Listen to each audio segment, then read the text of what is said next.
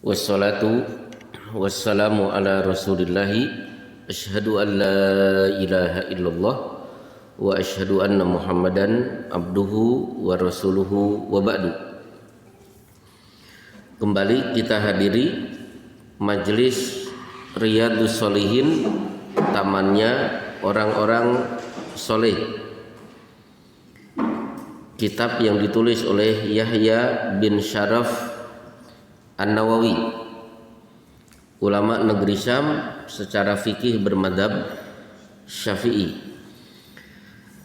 Hadis pertama selesai sudah kita baca, kita akan masuk hadis kedua. Bismillahirrahmanirrahim. Bisanadi al-muttasil ila Yahya ibni Syaraf An-Nawawi rahimahullahu ta'ala. Al-kitabul jami'u qala babul ikhlasi wa ihdarin niyati fi jami'il a'mali wal aqwali wal barizati wal khafiyati.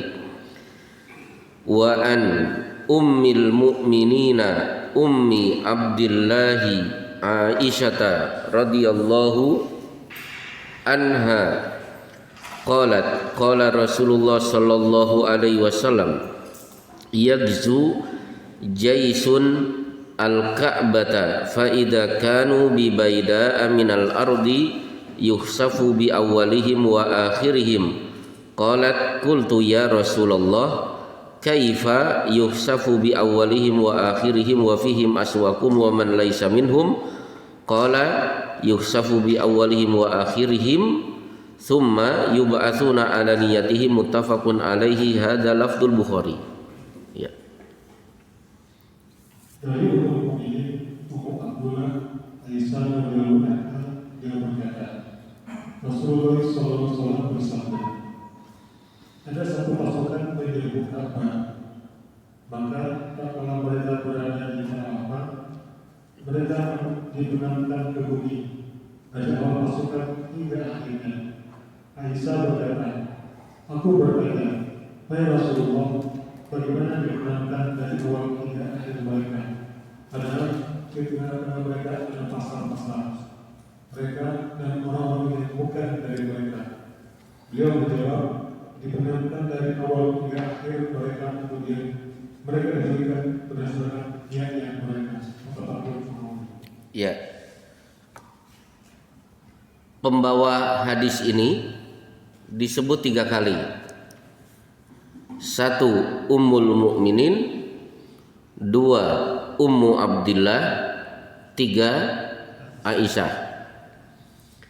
Nama aslinya Aisyah kunyah yang dimiliki oleh Aisyah adalah Ummul Mukminin atau Ummu Abdillah. Sebagaimana bapak-bapak ketahui, kunyah adalah memanggil seseorang tidak sesuai dengan nama yang ada di KTP. Mengulangi pelajaran yang pernah saya sampaikan, cara kunyah itu ada 3, memanggil orang tapi tidak dengan nama. 1, memanggil dengan nama daerah, seperti penulis kitab Riyadhus Shalihin, nama aslinya adalah Yahya bin Syaraf. Karena lahir dan wafat di desa Nawa, maka dipanggil dengan nama Nawawi. Maka sebutannya Imam Nawawi. Jadi Nawawi bukan namanya tapi kunyahnya. Muhammad bin Ibrahim bin Ismail bin Mughirah, itu nama aslinya. Karena lahir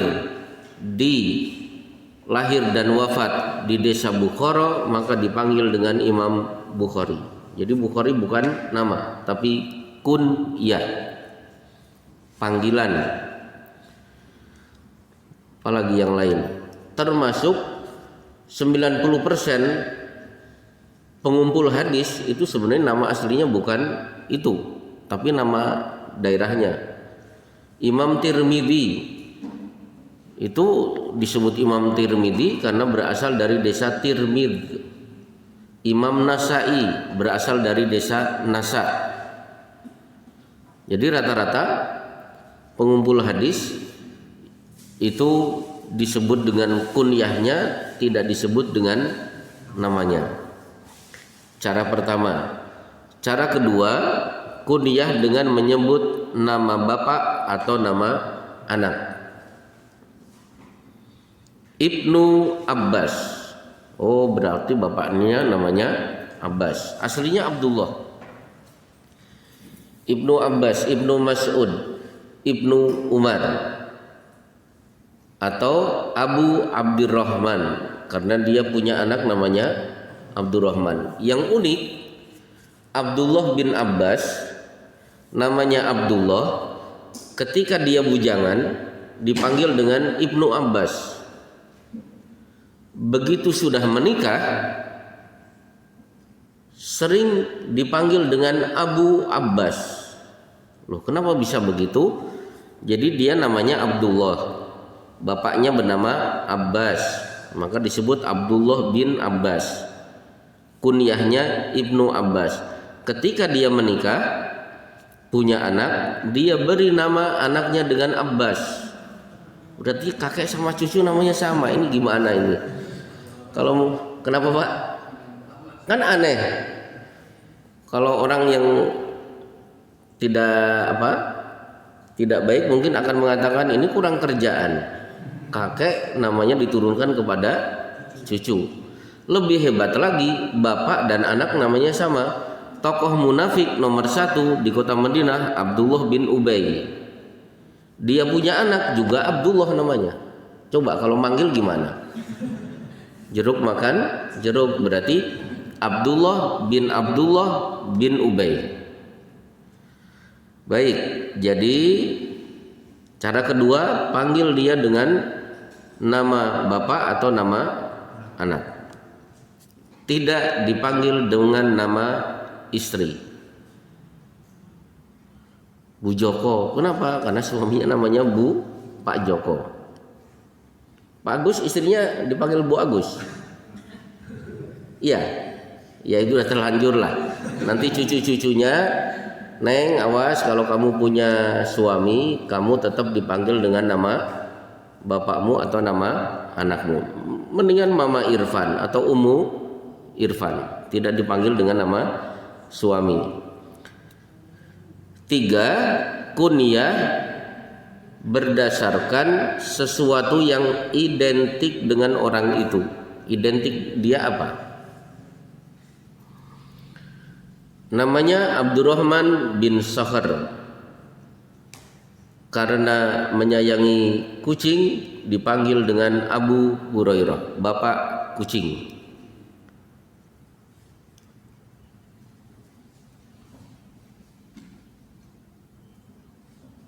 Jadi identik dia apa?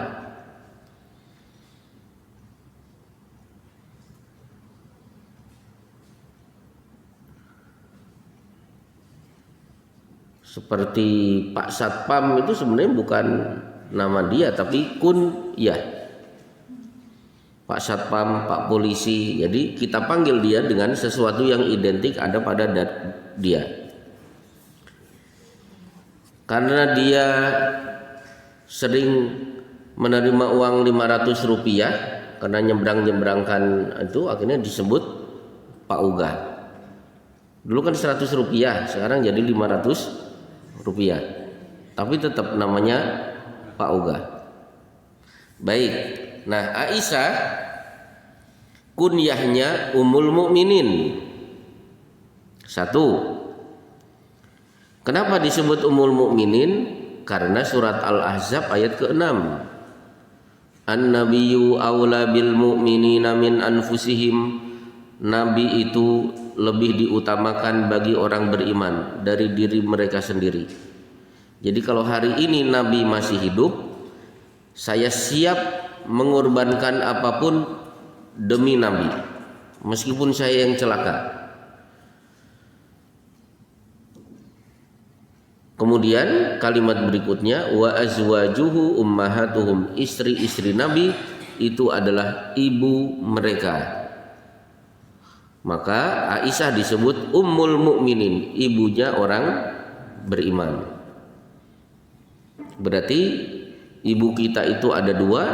Satu, ibu yang melahirkan, berarti ibu kandung. Yang kedua, sebagai seorang muslim, seluruh istri Nabi adalah ibu-ibu kita. Karena kita bangsa Indonesia punya ibu satu lagi, ibu kita Kartini. Wah, hebat sekali. Nggak dimiliki oleh negara lain. Jadi Ummul Mukminin. Kemudian Ummu Abdillah. Kenapa disebut Ummu Abdillah padahal Aisyah tidak punya anak? Jadi gini, pasangan suami istri menikah berdasarkan keturunan itu kan terbagi menjadi 4. Di surat Az-Zukhruf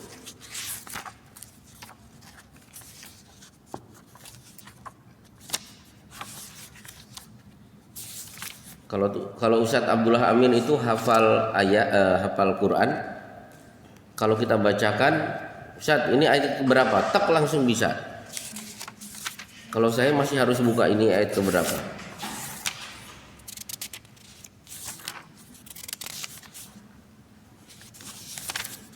Oh bukan, surat Asy-Syura ayat 49 dan 50.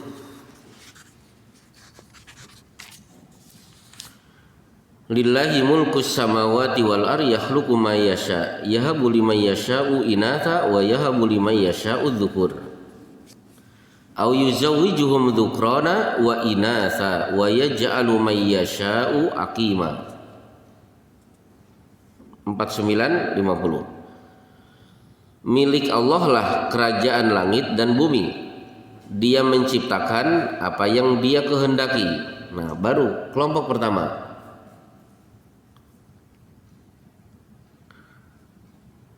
Memberikan anak perempuan kepada siapa yang Dia kehendaki. Pasangan suami istri punya anak, tapi semuanya perempuan. Di sini ada semuanya perempuan? Ada? Siapa? Bapak, perempuan semuanya? Oh ya. Kelompok kedua,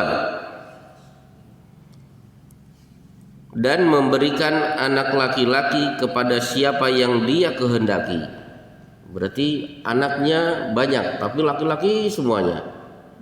Ada di sini? Laki-laki Pak Masrud, laki-laki semuanya.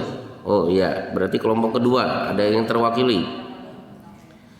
Kelompok ketiga, dan Dia menganugerahkan jenis laki-laki dan perempuan. Berarti punya anak laki-laki, punya anak perempuan. Siapa yang punya ini? Punya. Anak laki-lakinya yang mana, Pak? Paling besar. Yang mana ya? Belum pernah lihat saya. Kelas 2 SMA. Oh, 2 SMA. Pak Agus? Campur laki perempuan. Oh iya, campur. Sekalian aja ngomong oplos, campur. Kemudian dan menjadikan mandul siapa yang Dia kehendaki. Jadi seumur hidup tidak punya anak. Semoga tidak ada di sini. Baik. Nah, Aisyah masuk kelompok keempat, tidak punya anak. Tapi kenapa dipanggil dengan Ummu Abdillah? Disebut Ummu Abdillah karena Aisyah punya kakak yang bernama Asma, yang membawa makanan untuk Rasulullah hijrah naik gua Thur. Nah, Asma menikah dengan Zubair bin Awam, satu di antara 10 sahabat dijamin ahlul jannah. Hasil pernikahan menyebabkan Asma punya anak bernama Abdullah. Instruksi hijrah diserukan, akhirnya pasangan suami istri kompak berangkat ke Madinah. Di tengah perjalanan lahirlah anak bernama Abdullah. Jadi inilah satu-satunya bayi yang lahir saat perjalanan hijrah. Kemudian karena Aisyah tidak punya anak, akhirnya rasa kasih sayang ditumpahkan kepada keponakannya, kemana-mana digendong. Maka penduduk Madinah menyebut Aisyah dengan Ummu Abdillah. Di kemudian hari ketika sudah dewasa, terjadi konflik antara Aisyah dan Abdullah sampai setahun tidak teguran. Aisyah bersumpah sampai mati aku tidak akan berbicara dengan keponakanku, hingga akhirnya Aisyah sadar setelah banyak mendapatkan nasihat, mengajak kembali bicara dengan keponakannya setelah menebus kifarat sumpah.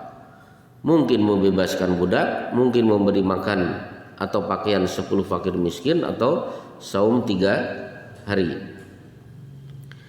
Baik, berarti sudah jelas si perawi Ummul Mukminin Ummu Abdillah Aisyah radhiyallahu anha.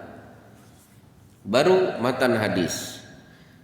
Rasulullah bersabda, nanti akan ada pasukan yang menyerang Ka'bah.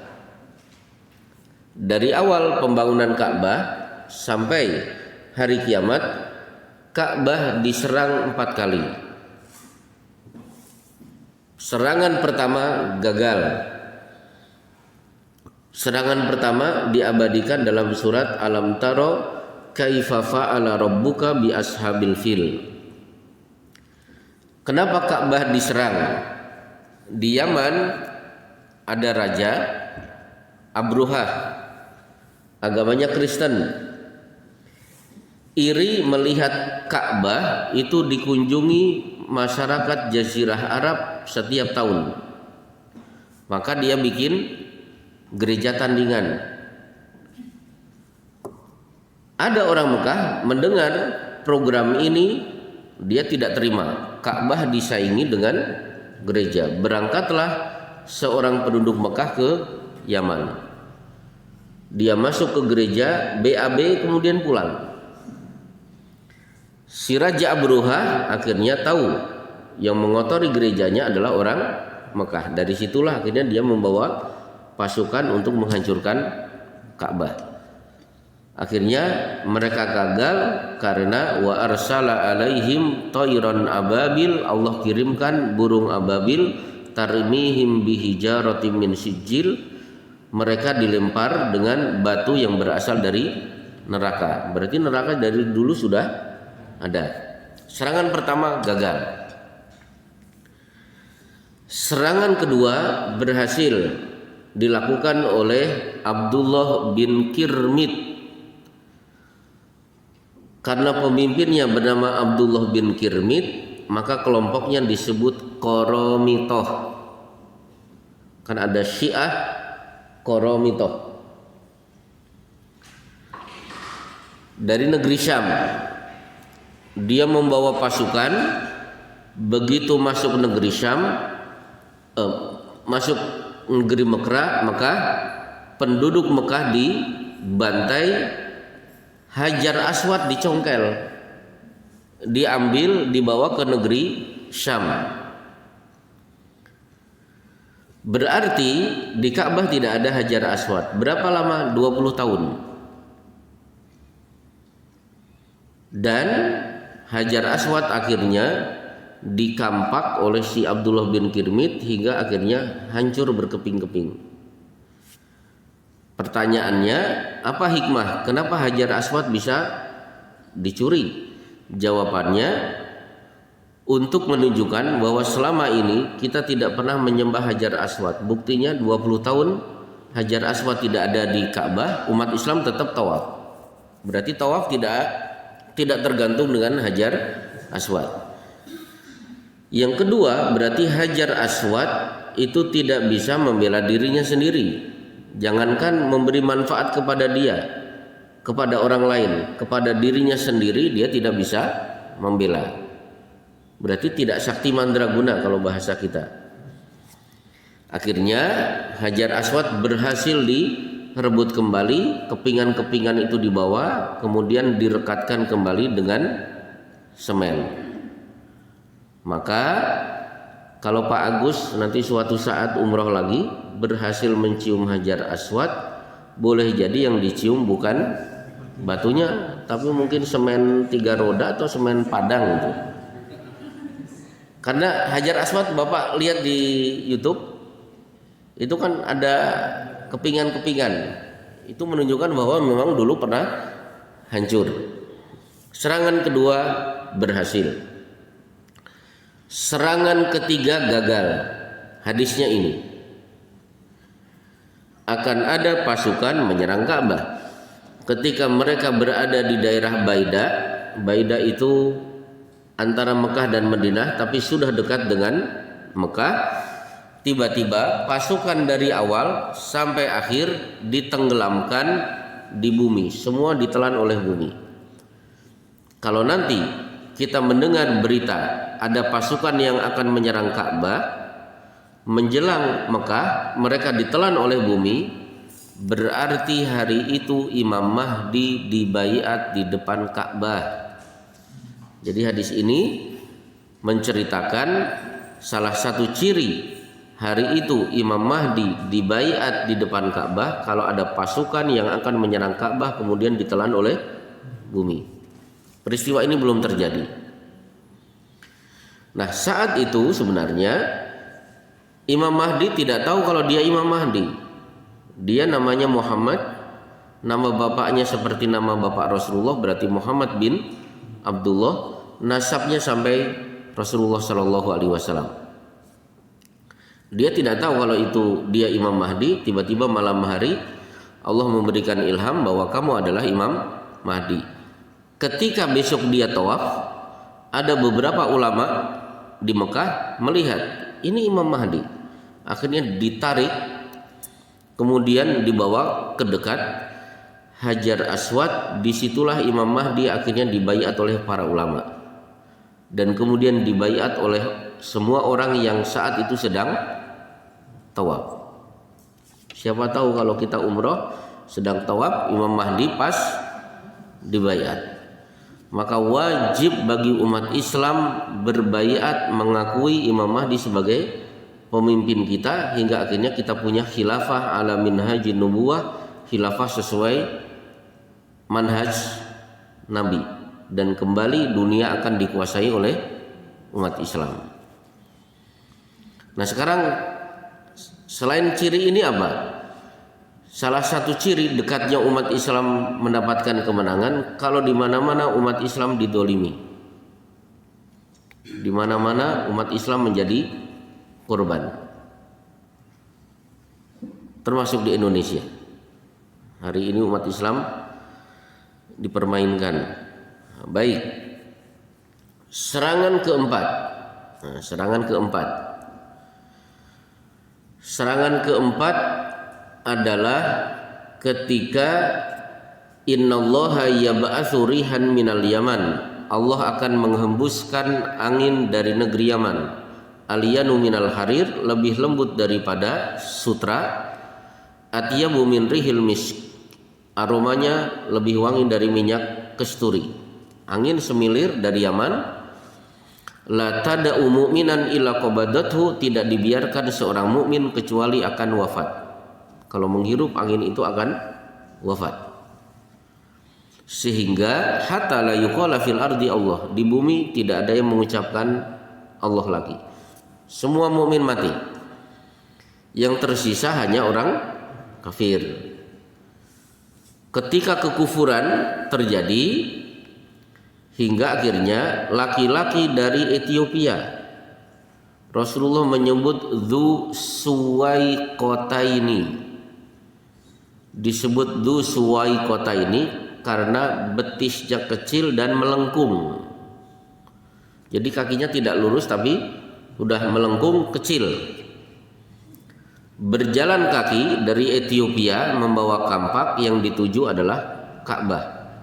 Akhirnya dengan kampak itulah Ka'bah dihancurkan, masjid diratakan, kemudian Mekah kembali menjadi padang ilalang. Tidak ada yang hidup di sana kecuali binatang-binatang buas. Hingga akhirnya muncullah dabbabat. Dabbabat itu binatang yang keluar dari tanah, kemudian ngomong, bicara kepada manusia, besok kiamat, segera bertobat. Ternyata semua orang tidak percaya, hingga akhirnya besok matahari betul-betul terbit dari sebelah barat. Itulah 4 kali Ka'bah diserang, 2 kali gagal, 2 kali berhasil. Problemnya di hadis ini, Aisyah bertanya, "Ya Rasulullah, bagaimana mungkin seluruh pasukan ditelan dari barisan pertama sampai barisan terakhir? Bukankah di antara pasukan itu ada pasar-pasar mereka dan orang selain mereka?" Maksudnya apa? Maksudnya begini, ini iring-iringan pasukan akan menyerang Ka'bah. Namanya juga keramaian, menyebabkan orang-orang penasaran pada nonton. Karena orang pada nonton, tukang somai, tukang apa lagi, ya seblak, pada datang jualan. Nah akhirnya jadi memanfaatkan apa, keramaian orang. Nah, saya jualan. Akhirnya yang nonton sambil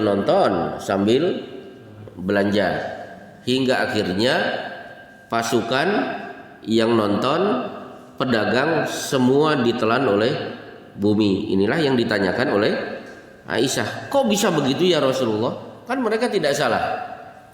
Akhirnya semua akan ditelan oleh bumi dari awal pasukan sampai akhir. Nanti pada hari kiamat mereka akan dibangkitkan sesuai dengan niat mereka. Berarti yang ditelan oleh bumi statusnya adalah akan menyerang Ka'bah, meskipun belum terjadi, mereka akan dapat adab. Yang ditelan oleh bumi karena nonton, dia tidak akan terkena dosa, namanya juga nonton. Ini ada apa? Para pedagang memanfaatkan keramaian, ini tidak dosa, bahkan mungkin mendapatkan pahala karena dia ingin mendapatkan rezeki menghidupi anak dan istri. Berarti nasib di dunia sama-sama ditelan oleh bumi, tapi nasib di akhirat berbeda karena faktor niat. Baik, selesai hadis kedua. Hadis ketiga, an Aisyah radhiyallahu anha qalat qala an-nabiy sallallahu alaihi wasallam, la hijrata ba'dal fathi walakin jihadun wa niyatun wa idastunfirtum fanfiru, muttafaqun alaihi. Dari Aisyah radhiyallahu anha, beliau berkata, Nabi Muhammad SAW bersabda, tidak ada hijrah setelah fathul Mekah, tetapi yang ada adalah jihad dan niat. Dan siapa yang kita berangkat, maka berangkat. Ya. Jadi ini Mekah, ini Madinah.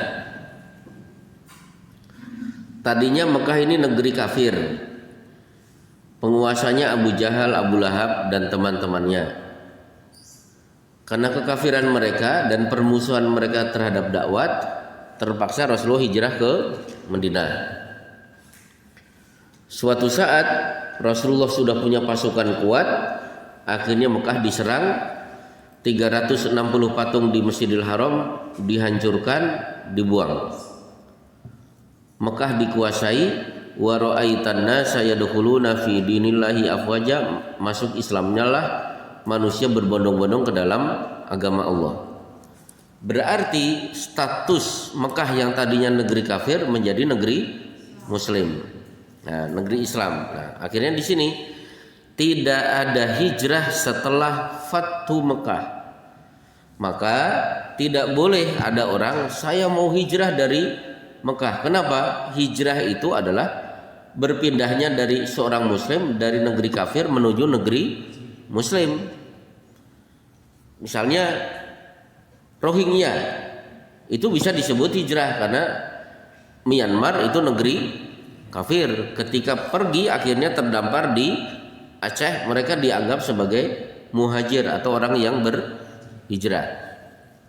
Jadi Berarti berdasarkan hadis ini Mekah sampai hari kiamat adalah negeri Islam.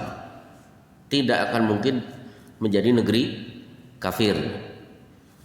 Kalau yang lain-lain mungkin. Contoh, Spanyol tadinya negeri kafir, ditaklukkan oleh Khilafah Bani Umayyah. Yang terkenal adalah Cordova. Berarti Cordova itu tadinya khilafah negeri kafir berubah menjadi khilafah Islamiyah.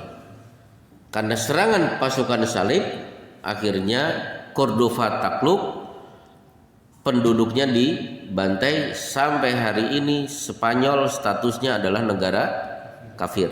Tidak menutup kemungkinan kalau ada muslim yang ada di Spanyol merasa tidak nyaman, keislamannya akan terusik, mereka akan hijrah dari Spanyol ke negeri muslim lainnya. Tapi kalau Mekah itu tidak mungkin. Mekah statusnya Islam, negeri Islam sampai hari kiamat. Nah sekarang kalau tidak ada hijrah, lalu apa ya Rasulullah? Yang ada adalah jihad atau niat. Jadi pilih satu di antara dua opsi, jihad atau punya niat untuk berjihad. Maksudnya apa? Rasulullah mengatakan, man mata walam yabzu walam yuhaddis nafsahu bi ghazwin mata ala syu'batin minan nifaq. Siapa yang mati belum pernah berjihad atau terdetik ingin berjihad, maka matinya statusnya munafik. Saya ulangi, berarti opsi bapak-bapak biar tidak munafik, saya pernah berjihad. Ternyata peluang jihad tidak ada. Minimal saya berniat kapan saya bisa memberikan pembelaan kepada saudara-saudara saya yang ada di Palestina. Jadi ada niat untuk berjihad. Seperti di negeri Syam, tepatnya Suriah hari ini dibantai habis-habisan oleh Bashar Assad. Syiahnya apa? Syiah Bashar Assad apa? Syiah Nusairiyah. Jadi di sana umat Islam Ahlus Sunnah wal Jamaah dibantai oleh Bashar Assad. Kalau Bapak lihat videonya, YouTube-nya itu mengerikan. Siksaan-siksaan buat umat Islam. Nah, disitulah saya terdetik, kapan saya bisa terjun membebaskan muslim yang sedang ditawan. Jadi batas minimal niat itu harus ada. Kalau tidak ada, berarti mati dalam keadaan munafik.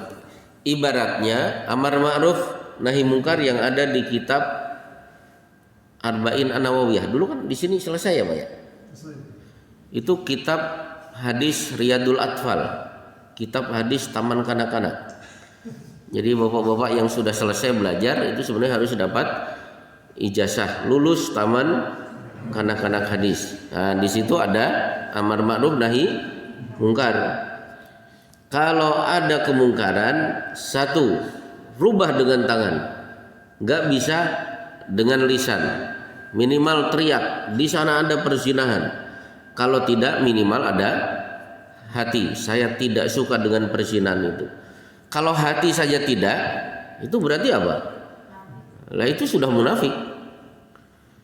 Pak, gimana ada perzinahan? Biarkan, itu kan hak asasi manusia. Emang tidak haram? Ya nggak masalah kalau memang.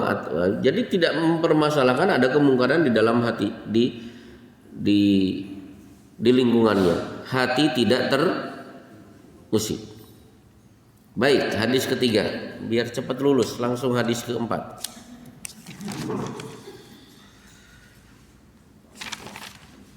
An Abi Abdillah Jabir ibni Abdillah al-Ansari radhiyallahu anhuma qala kunna ma'an nabi sallallahu alaihi wasallam fi ghazatin faqala inna bil madinati la rijalan masirtum masiran wa la qata'tum wadiyan illa kanu ma'akum habasahumul marad wa fi riwayatin illa syarakukum fil ajri rawahul Bukhari an Anas radhiyallahu anhu qala raja'na min ghazwati Tabuk ma'an Nabi sallallahu alaihi wasallam faqala inna aqwaman bil madinati khalfana ma salakna syi'ban wala wadiyan illa wa hum ma'ana habasahumul udhru.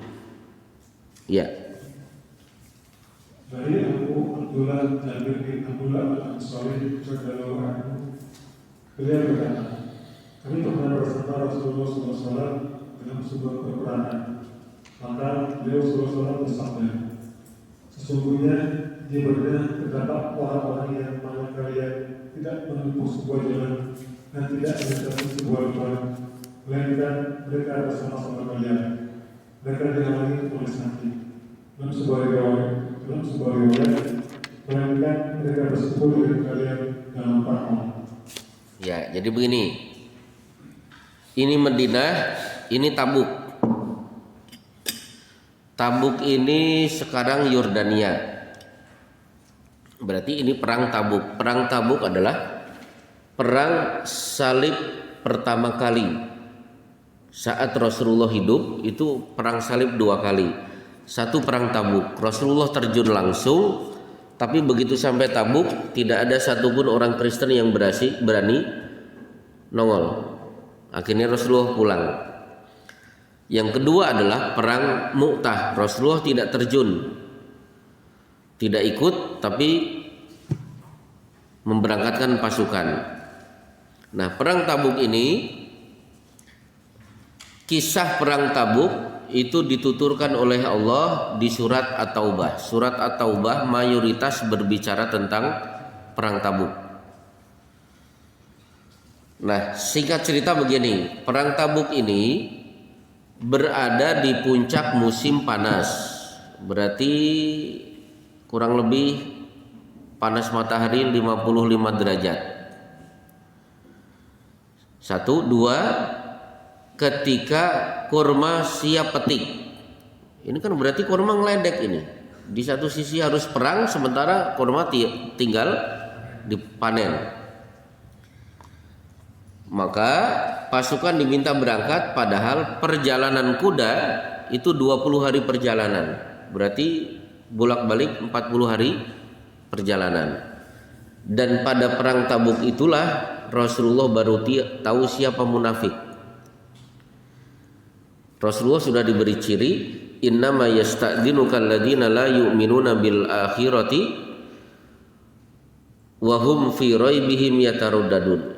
Wahai Muhammad, kalau kamu ingin tahu siapa yang tidak beriman kepada Allah dan hari akhir padahal sudah bersyahadat, nanti kalau ada yang datang minta izin tidak ikut perang. Ya sudah, itu aja. Sebelum ayat ini Rasulullah tidak tahu. Ada yang datang, alasannya cakep. Ya Rasulullah, Tabuk itu terkenal sukunya Banu Asfar. Banu Asfar terkenal wanitanya cantik. Maka jamaah haji itu terkenal, wanita-wanita Yordania itu katanya cantik-cantik. Itu mau haji tapi yang diingat wanita Yordania, itu kan salah. Ya Rasulullah, saya itu tidak kuat melihat kecantikan wanita Tabuk, Banu Asfar. Daripada saya perang banyak berbuat maksiat, khusus perang ini saya tidak ikut. Nanti kalau ada perang lain saya berjanji saya akan ikut. Rasulullah kagum, wah ini alasannya bagus. Ya udah, saya izinkan, silahkan pulang. Baru balik badan langsung turun ayat. Wa minhum may yaqulu dzalli wa la taftinni ala fil fitnati saqatu wa inna jahannama lamuhitatun bil kafirin.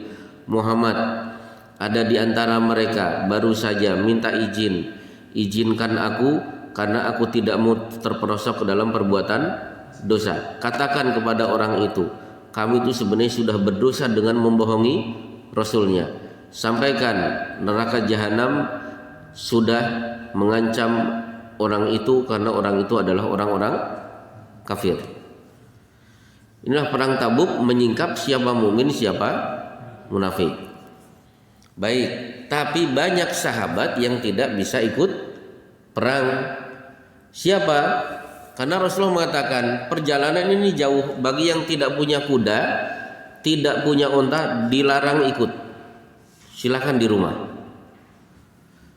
Ternyata orang-orang miskin yang tidak punya kuda, feelingnya pasti ada sahabat yang mau berangkat, tiba-tiba mungkin sakit, ada sesuatu, minta izin kepada Rasulullah, siapa tahu saya bisa pinjam kudanya. Akhirnya si miskin-miskin yang tidak punya kuda menghadap Rasulullah, ya Rasulullah, ada tidak yang tidak jadi ikut, biar saya pinjam kudanya. Akhirnya qulta la ajidu ma ahmilukum alaihi, engkau wahai Muhammad memberikan jawaban, maaf tidak ada kuda yang bisa mengangkut kalian, enggak ada sisa.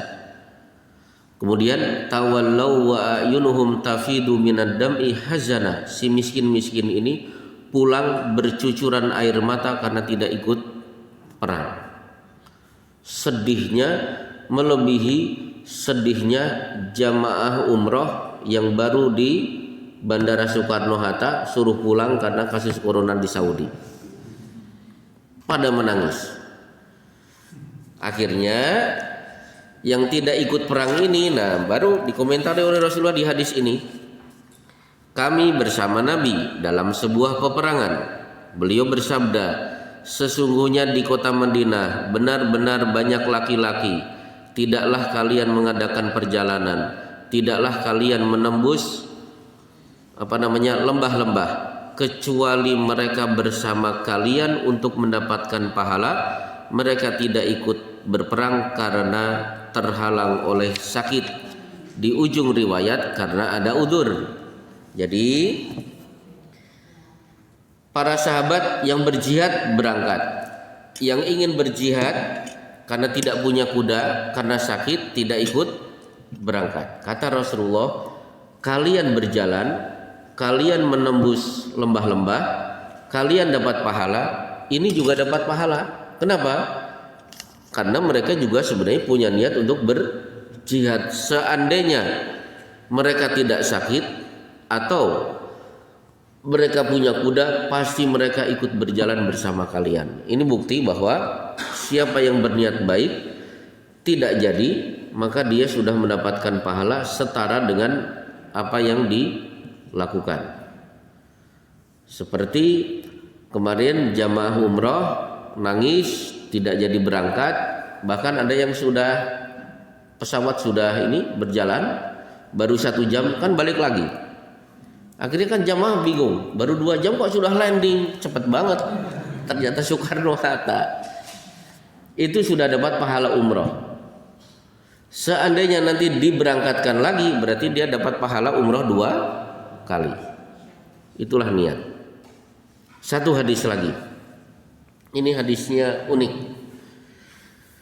An Abi Yazid Ma'nin ibni Yazid ibni al-Ahnas radhiyallahu anhum wa huwa wa abuhu wa jadduhu sahabiyun qala wa kana Abi Yazid akhraja dananir yatasaddaqu biha fa wada'aha inda rajulin fil masjid faji'tu fa akhadtuha fa ataituhu biha fa qala wallahi ma iyyaka aradtu fa khasamtuhu ila Rasulillah sallallahu alaihi wasallam faqala laka ma nawaita ya Yazid wa laka ma akhadta ya Ma'nun.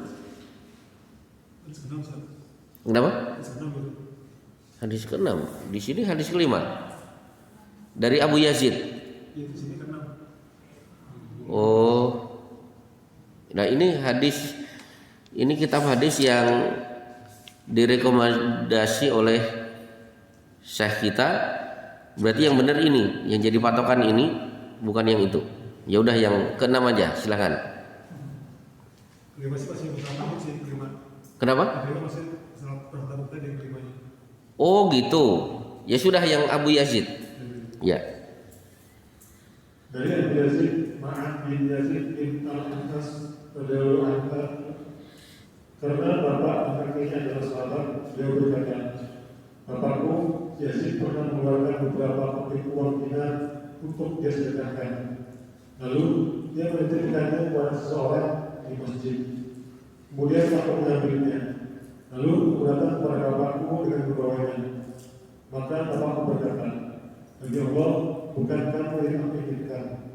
Maka aku berkatakannya kepada Rasulullah SAW. Maka beliau bersabda, bagimu apa yang telah kau niatkan, wahai Yazid, dan bagimu apa yang telah kau ambil, wahai Muhammad. Ya, baik. Jadi gini, bapak dan anak tengkar. Anak namanya Ma'nun. Bapaknya bernama Yazid. Yazid ini orang kaya. Akhirnya menyuruh orang sini, ini uang-uang dinar ini bagikan kepada orang-orang miskin di masjid. Pergilah orang ini, pada baris diberi 1 dinar 1 dinar, berarti 1 dinar 2.250.000. Luar biasa. Ngamplopin orang miskin 2.250.000, berarti kaya betul si Yazid. Anaknya ikut baris, merasa ya bapak saya kaya, tapi kan saya miskin. Yang kaya bapak saya, ikut baris. Nah akhirnya anaknya pulang sambil memegang uang dinar. Bahagia betul, bapaknya melihat, loh anak saya kok memegang uang dinar, dari mana? Dari masjid. Akhirnya bapaknya sini. Di sini apa? Ma iyyaka aradtu. Aku tidak punya niat memberikan dinar kepada dirimu. Si anak gak bisa, saya sudah dapat. Namanya juga anak. Pertengkaran orang tua dan anak, akhirnya keduanya sepakat menghadap Rasulullah SAW. Rasulullah bersabda, laka manawaita ya Yazid, wahai Yazid, kamu sudah dapat pahala niat untuk memberikan sedekah buat orang miskin. Salah sasaran, pahalamu sudah sempurna. Wahai Ma'nun, kamu sudah mendapatkan duit, udah buat kamu. Dari sini berarti kesimpulannya, siapa yang berniat untuk bersedekah, salah sasaran, pahala sedekahnya sudah sempurna. Nanti di bab-bab akhir, bab al-milhu wal mansurat, ada orang dia rajin bersedekah. Ketika dapat rezeki, dia bersedekah cari orang miskin. Ternyata yang dia beri adalah pelacur. Tetangga marah-marah. Kenapa pelacur diberi? Akhirnya orang ini yang dimarah-marahi, ya nggak apa-apa, nanti saya kalau dapat rezeki lagi saya akan bersedekah, semoga tidak salah sasaran. Betul, dia dapat rezeki lagi, dia cari orang miskin, dia berikan. Ternyata salah sasaran, yang menerima pencuri. Tetangga marah-marah, tapi dia tetap tenang. Besoknya dia dapat rezeki lagi, dia kasih, ternyata bukan orang miskin, dikira miskin, ternyata dia orang kaya yang pelit. Tetangga tambah emosi, tapi yang emosi tidak bersedekah. Begitu kan namanya komentator kan begitu, pinter ngomong, tapi coba komentator sepak bola itu bisa main bola tidak? Nggak bisa. Kapan dapat bola? Kalau ada bola out, itu baru dapat, itu pun harus dilempar lagi ke lapangan.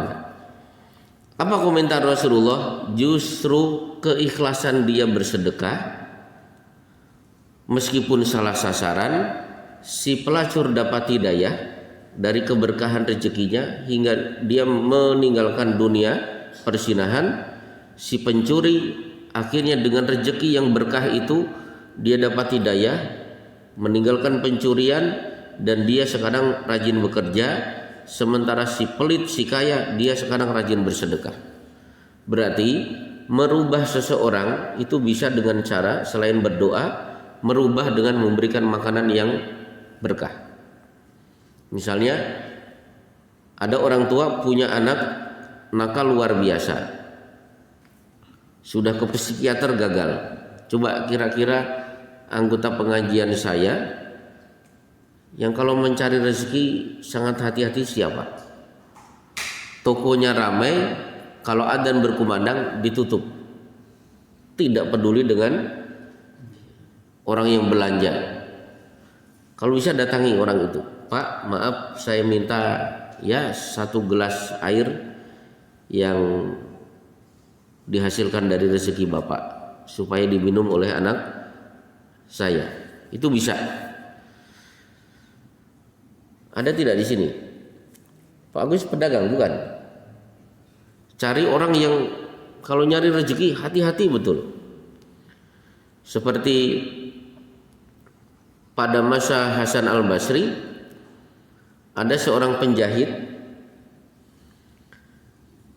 ketika lewat pasukan khalifah istirahat tidak jauh dari rumahnya, kemudian akhirnya si pasukan itu yang istirahat mendirikan tenda-tenda, menyalakan api unggun yang apinya sangat besar.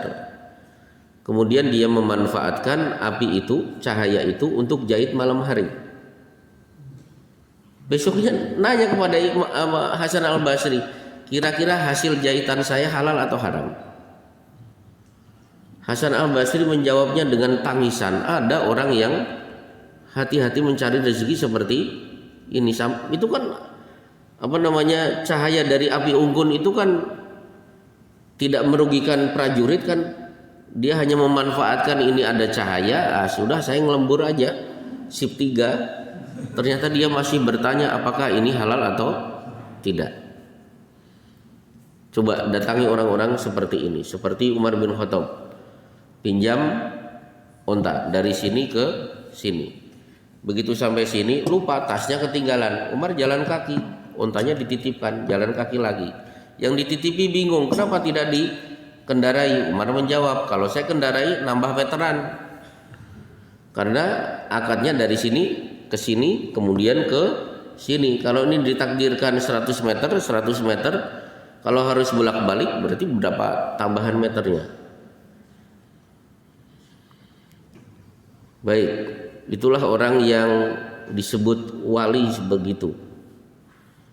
Bukan orang yang pura-pura gila tapi dianggap wali. Kan ada kelakuan yang gila itu memang kita tidak akan masuk akal memikirkan dia, karena dia sudah makomnya syariat, makrifat, hakikat, sudah majdzub. Wali majdzub itu apa yang dia perbuat pasti kita tidak akan suka karena ilmu kita tidak nyampe. Nah sebenarnya wali itu seperti itu tadi. Wallahu alam bisawab, berarti sampai hadis kelima atau keenam.